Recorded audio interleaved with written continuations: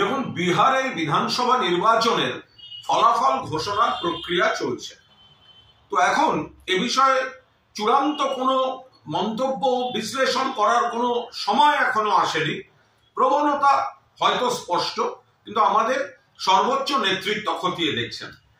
কিন্তু এর মধ্যে বিজেপির কিছু নেতা, বাংলার অথবা সর্বভারতীয় বিজেপি, তারা বিহারের সঙ্গে বাংলাকে রিলেট করে এরপর বাংলা এই ধরনের একটা ন্যারেটিভ তৈরি করতে চাইছেন।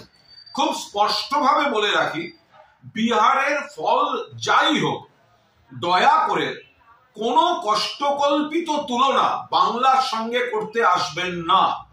বিহারের ফলাফলের বিন্দুমাত্র প্রভাব বাংলায় পড়বে না। আপনারা এসআইআর বা এই ধরনের যা ইচ্ছা চক্রান্ত করতে পারেন, তার মোকাবিলা মমতা ব্যানার্জির নেতৃত্বে অভিষেক ব্যানার্জির সেনাপতিত্ব হবে। কিন্তু বাংলার রাজনীতির ফ্যাক্টরগুলি সম্পূর্ণ আলাদা।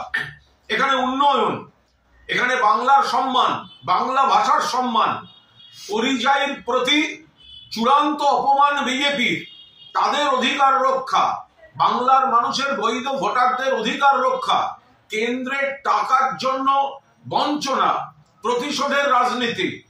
এখানে বিজেপি মানুষের দ্বারা প্রত্যাখ্যাত, আর শীত গ্রীষ্ম বর্ষা মমতা বন্দ্যোপাধ্যায় ভরসা, যার উন্নয়নের মডেল অন্যান্য রাজ্যকে অনুসরণ বা অনুকরণ করতে হয়। ফলে বিহারের রেজাল্ট যাই হোক, তার প্রভাব বাংলায় পড়বে না এবং সম্পূর্ণ ফ্যাক্টরগুলি আলাদা।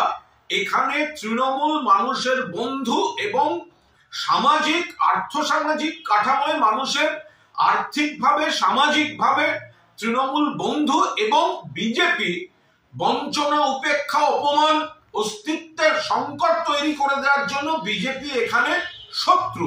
ফলে 250 আসন নিয়ে প্লাস মাইনাস চতুর্থবারের জন্য বাংলায় মুখ্যমন্ত্রী হতে চলেছেন মমতা বন্দ্যোপাধ্যায়। বিজেপি যে নেতারা বিহার দেখিয়ে বাংলা টেনে সকাল থেকে মন্তব্য করছেন, তারা অকারণ পরিশ্রম করছেন। বিহারের সঙ্গে বাংলার ফ্যাক্টরগুলির মিল নেই এবং বিহারের নির্বাচনের কোনো প্রভাব বাংলায় পড়বে না। বাংলায় তৃণমূলের পাশে মানুষ ছিলেন, আছেন, থাকবেন, এবং বিজেপি এখানে প্রত্যাখ্যাতই থাকবে।